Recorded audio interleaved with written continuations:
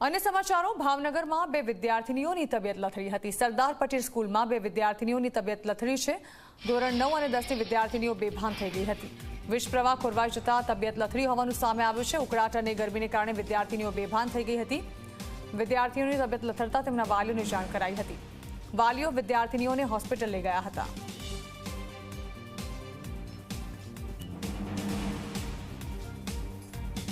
આ અંગે વધુ માહિતી સંવાદદાતા નવનીત દલવાડી આપી રહ્યા છે। નવનીત, જે પ્રકારે હાલ વરસાદ બાદ બફારાની પરિસ્થિતિ ઉદ્ભવતી હોય છે અને તેને કારણે ભાવનગરમાં બે વિદ્યાર્થીનીઓ સ્કૂલમાં તેમની તબિયત લથડી હોવાના સમાચાર મળી રહ્યા છે। જાણવા માંગે છે શું હતી આ ઘટના? ચોક્કસ જણાવ્યું કે આજે ઘટના છે ભાવનગરની સરદાર પટેલ એજ્યુકેશન ઇન્સ્ટિટ્યૂટ કે જે લાખાની જે વિદ્યા સંકુલ છે ત્યાંની છે।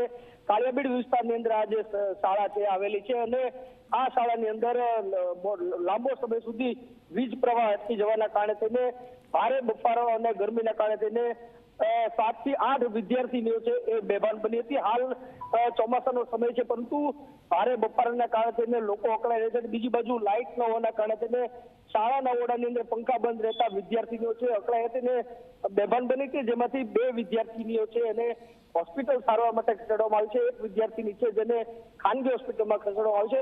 ખાસ તો વાત કરીએ જેના તો આ જે શાળાઓ છે લાખો રૂપિયાની ફી વસૂલતી હોય છે પરંતુ સુવિધાના નામે કોઈ જ વ્યવસ્થા ન કરતા વાલીઓને પણ એને પોતે જાતે બોલાવી અને વાલીઓ દ્વારા જે વિદ્યાર્થીઓ છે એને શાળાએ ખસેડ્યું છે। જોકે આજે સંપૂર્ણ વ્યવસ્થા છે વિદ્યાર્થીઓ બેભાન થઈ જતા શાળાએ પોતે વ્યવસ્થા કરીને હોસ્પિટલમાં લાવવી જોઈએ, જેના બદલે વાલીઓને બોલાવવામાં આવતા કલાક 1.5 કલાક સુધી વાલીઓ પહોંચે ત્યાં સુધી જે વિદ્યાર્થીઓ છે એને હેરાનગતિ ભોગવવાનો વારો હતો। હાલ તો જે